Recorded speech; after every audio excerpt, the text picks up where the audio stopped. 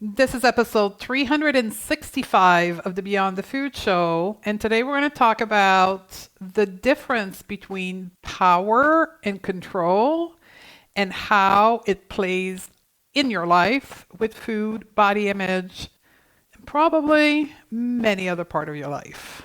Stay tuned. Welcome to the Going to Beyond the Food Show, the only podcast that teaches you how to reshape your mind, not your body, to make your life better, bigger, and bolder. Your Undieted Life. I'm your host, Stephanie Dodier, reformed dieter, nutritionist, and coach. You ready? Let's do this. Welcome back to this greatest hits episode. We've pulled out an episode from almost 4 years ago about power and control.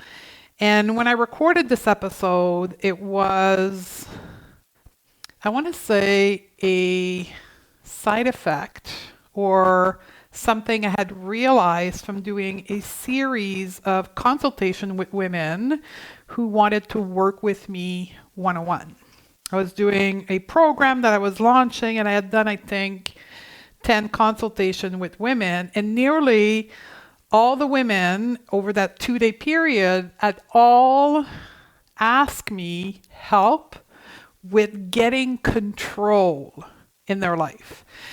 Getting control over their food, getting control over their body, getting control over their health, that they were directly naming, I want to be in control, I want more control. That they were using other terms.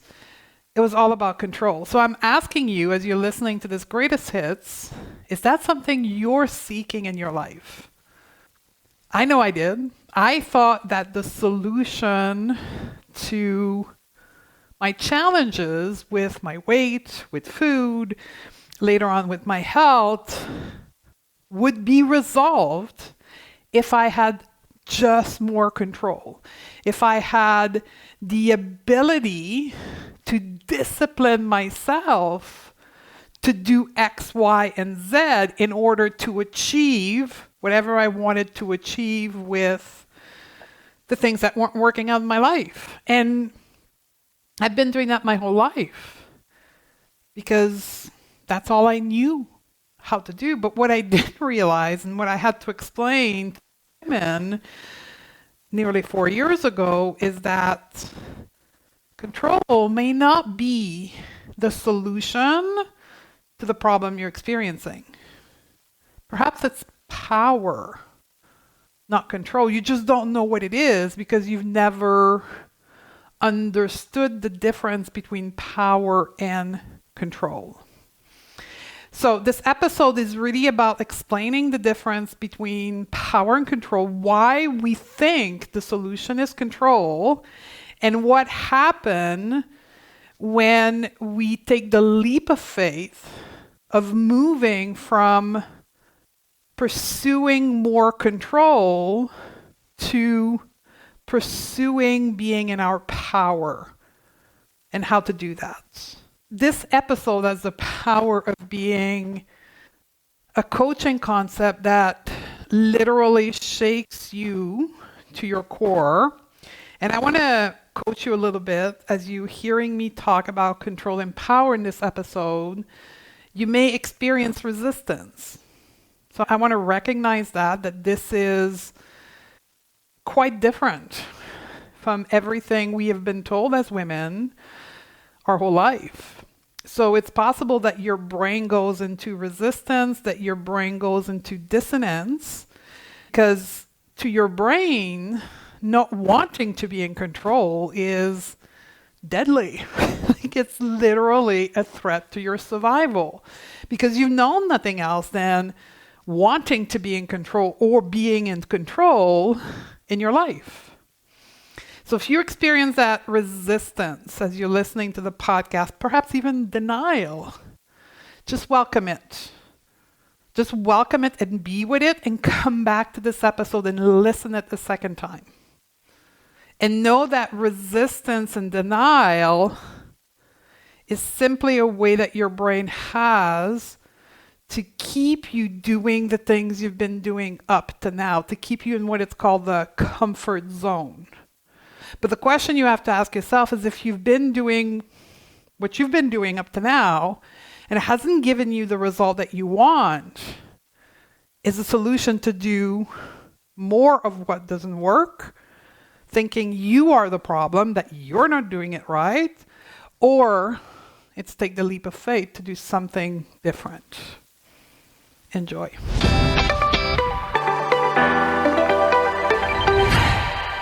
Welcome back, sisters. I'm going to get us started with a quote today. Now, I cannot attribute this quote to anyone, as I found it on Pinterest, but if someone of you know who originated this quote, please share with me. Here we go. When you see someone who needs power and control over others and will not stop until they get it, you're actually seeing someone who is deeply afraid. Fearful people can only have things their way. So I'm going to transpose this quote, which is pretty general, with the one thing we have in common here. So here's my adaptation of this. When you see a woman who needs to control her body and will not stop until she gets it, quote, under control, either her body or food, you're actually seeing a woman who is deeply afraid, likely afraid of diet culture. Fearful women can only have things the way diet culture tells them. Now, how's that to get us started over the topic of today, which is power and control? To illustrate the topic of today and kind of the onboarding that I did with this quote, I'm going to share my own journey through power and control and my own relationship to it, which has been different at different stages of my life. So I thought my own story would be a great place to illustrate how power and control can play in your life and what you should perhaps consider. I spent most of my teens developing my power, yet being reprimanded for developing my own power. I was labeled as a rebel because I was in my power. Over the years and repetition of being told over and over again that I was being a daughter, a girlfriend, a young woman in her power, which wasn't right, I started to doubt myself and my ways. So in my mid-20s, up to about my early 40s, late 30s, I spent seeking the opposite of what I was told wasn't right. I spent about 15 to 20 years seeking control. If being in my power was wrong, then the opposite should have been right. Now, let's be clear. I didn't wake up one day thinking, oh, well, power doesn't work. Let me try control. That's not how it happens. It was a lot more subtle, very slow, very insidious.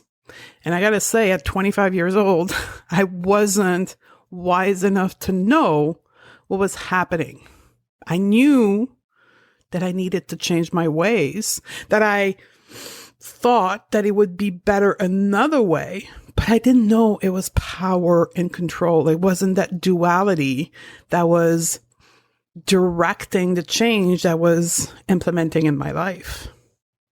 Instead of being punished for being in my power, when I changed to seek control, I was being rewarded by society for being, quote, in control. I was given money. I was giving promotion. I was having a successful career. I had higher social standing, etc., etc., etc. The more that I was seeking control, the more I was being rewarded for it. Notice that I was outlining signs of success of being, quote, in control as external sign. right? Career, money, social standing, promotion, nothing really personal. And there's a reason for this. Because internally, personally, being in control did not lead me to success, did not lead me to health, to joy, to happiness, to personal success. It's only recently, over the last 5 years, that I was able to see this distinction. What led me to see the difference between power and control is my own relationship to food and the consequence on my body. And I have to say thank you to the thousands of women that I've worked with over the last 10 years that led me not only to see the tremendous difference between power and control, but to truly understand the distinction between the two. And being witness to the transformation well beyond the food that happened when we shift from seeking control to being in our power. That's what I'd like to share with you today. And you can decide for yourself what will serve you the best in your life today. Seeking power or control. And I'm going to explore this in the context of what unites us here, which is food and body. But as you listen, I want you to hold space for the same narrative to be applicable to nearly everything in your life. Relationship, finances, career, family, etc., etc. So let me start with this question. Do you want to be in your power with food, or do you want to control food? Do you want to be in your power with your body, or do you want to control your body? Think of this question and answer it for what is currently present now, and then what you would like to have present in the near future. Could be the same, or it could be different. Let's explore each of the answer. Let's start with power. What is power?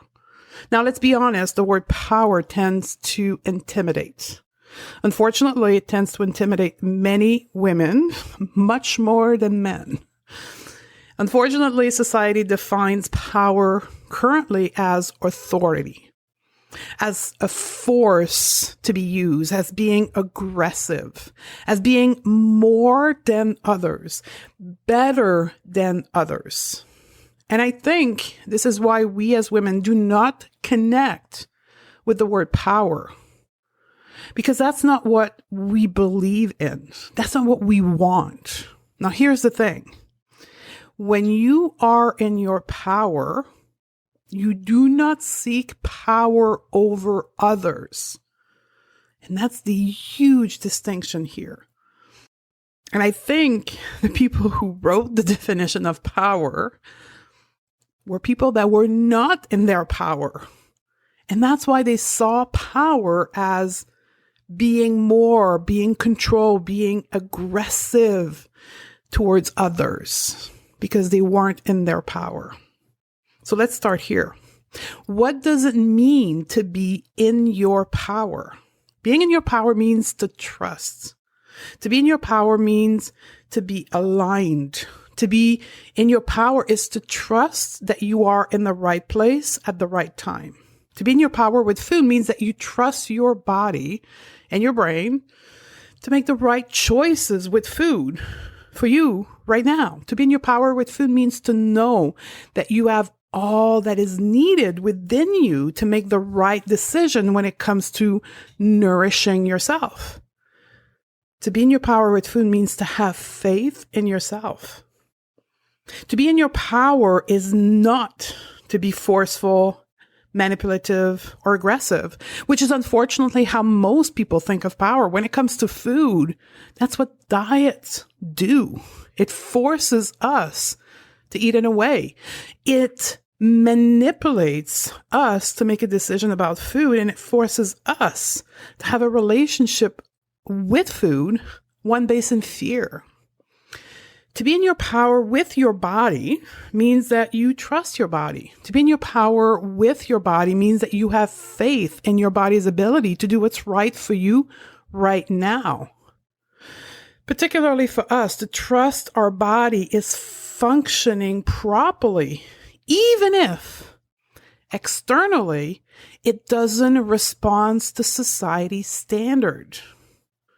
Being in your power with your body doesn't mean forceful, aggressive action with excessive exercise to manipulate our body, to manipulate our body's innate processes with weight loss pill, or remove part of our body's anatomy, which is what diet culture proposed to us as being in our power over our body.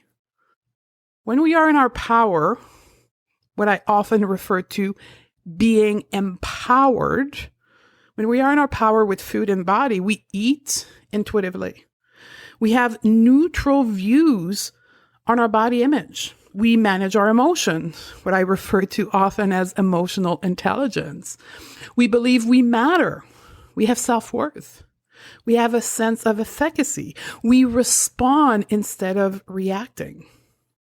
When we live an empowered life with food and body, we have a, quote, sense of control because we know we have choices. We influence the outcome of our relationship to food and body, not because we exert control, but because we trust and respect ourselves. Now let's look at the other end of our analogy today. Let's look at control. What does control mean? If you look at the straight definition of control, it says it's to be able to direct, to dictate the outcome, to predict the outcome through dieting. I love definition in dictionary because they're very aggressive. I find them like very aggressive. That's the best word that I can use. So not surprising that the definition of control is to be direct, to dictate the outcome. Being in control does not mean to be in your power. And that is the big illusion. That's the illusion we're sold to. In not only with food and body, but in almost any sector of our life. That being in control means that we are in our power. And that is a lie.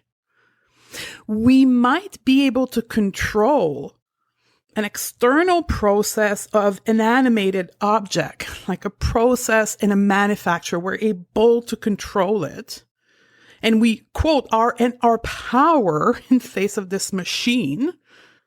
But to apply that to other living being is an illusion.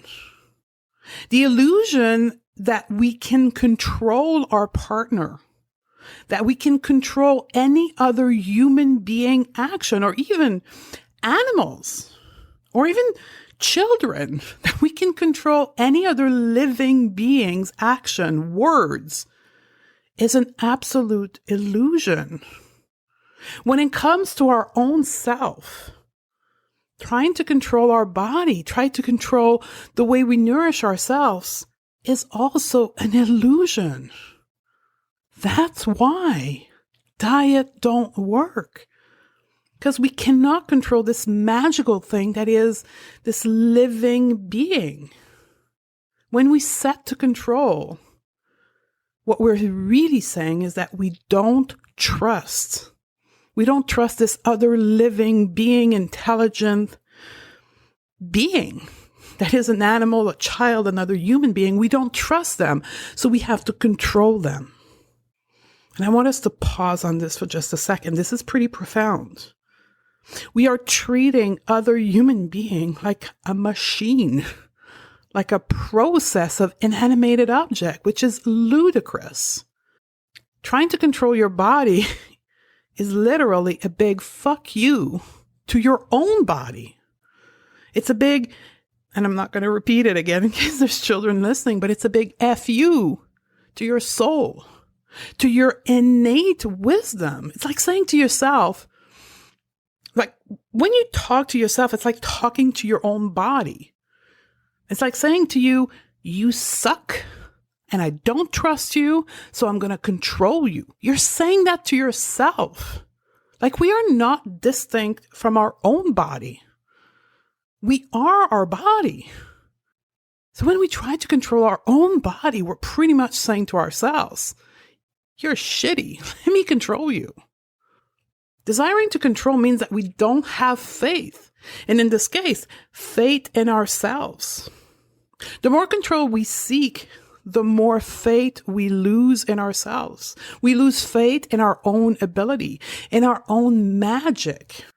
When we try to be in control, we victimize ourselves. We react instead of responding. Control over food, over our body is what gets us in trouble. How do we set to control? Well, we have food rules, control, portion, macros. We restrain the bad food instead of trusting that our body will tell us what works for us and what doesn't work for us.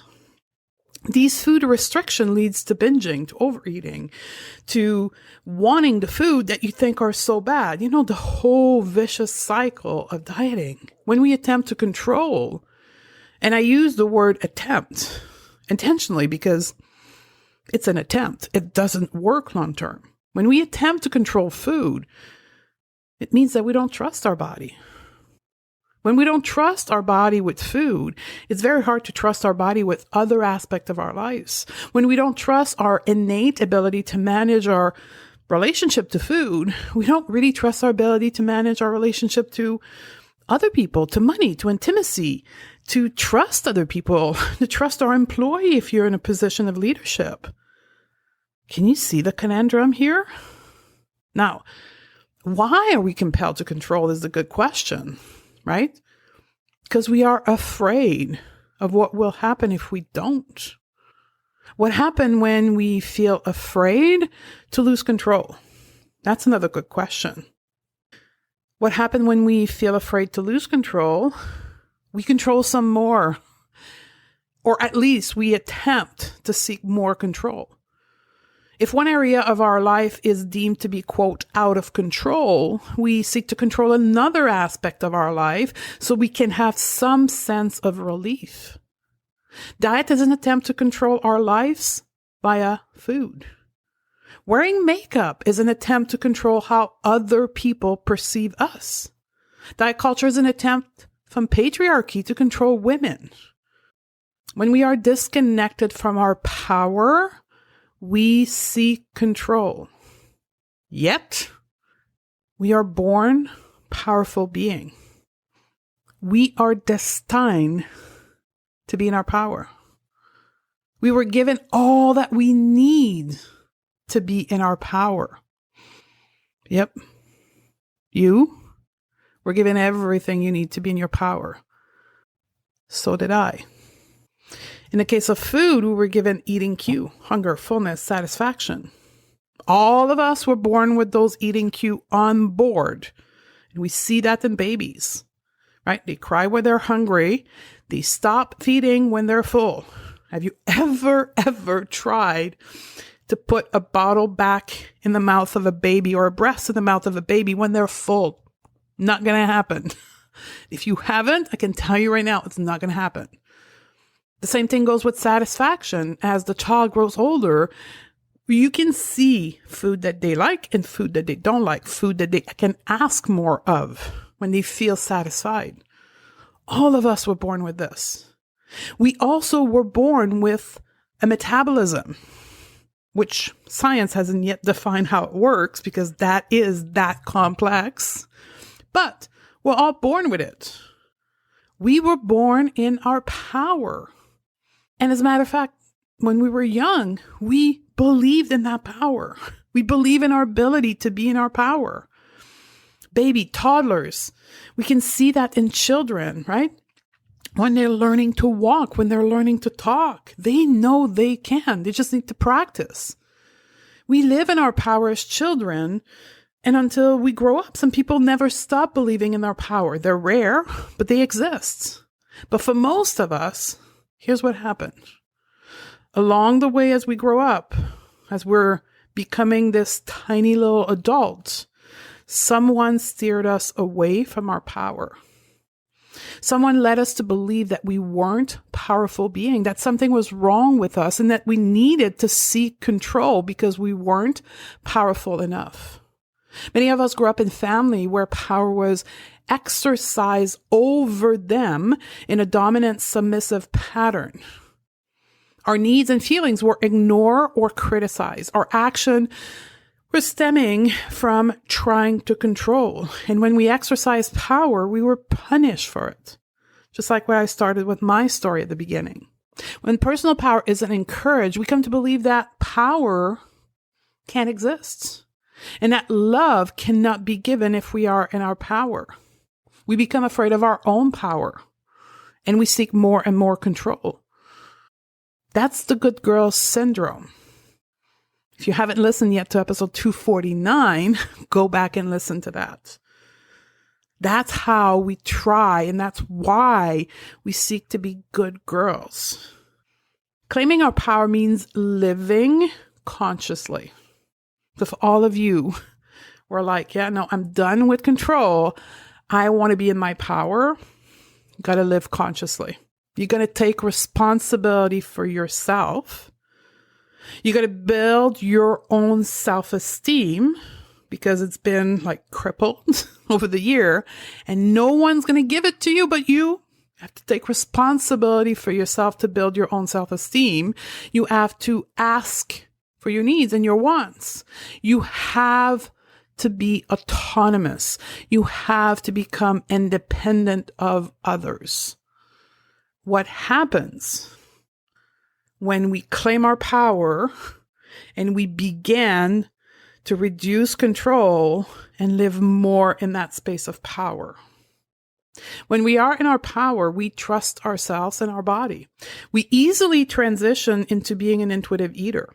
We can let go of exercise as being a thing to control our body and instead looking forward to just moving our body. When we feel empowered, we can manage our emotion. We believe that we matter and that we can affect the outcome of our own life. We thrive in autonomy and efficacy rather than being at the effect of others. Instead of reacting, we can act from an inner knowing. We have faith. We have faith that we are enough and that we're going to be okay. That's what happens when we live in our power. Usually those in their power do not need to control others. We can almost see it as the more you seek to control things and others in your life, the less you are in your power. And you will see this shift happening as you become in your own power. Here's the cool things about being in our power. If we are in our power, we cannot be controlled. We don't seek to control our own body, nor others.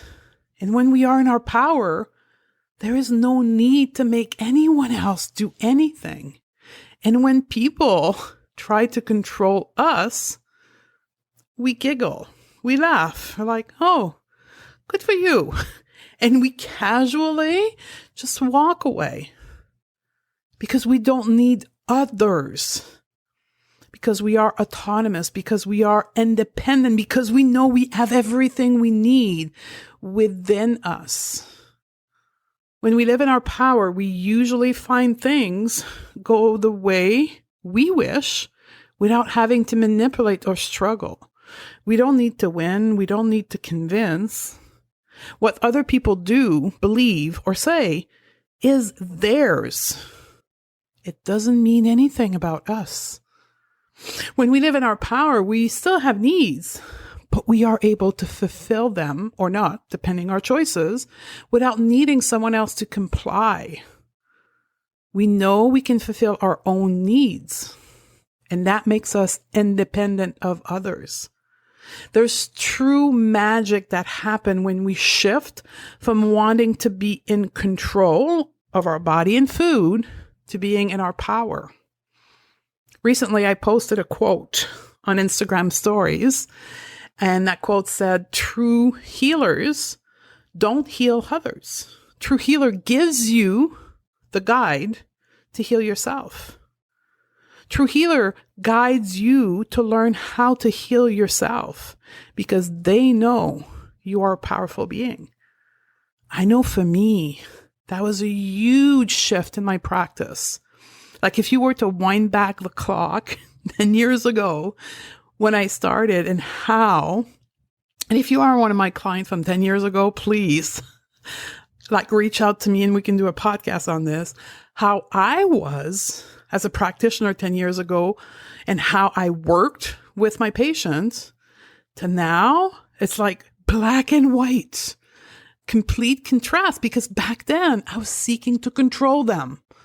I had long list of things they needed to do and I would follow up with them and I would I don't want to say a tyrant, but I was a commander. I would commend their life.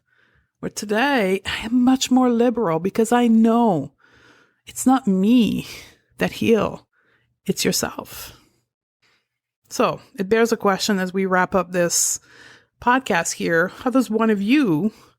How do we begin to shift from seeking control to being in our power?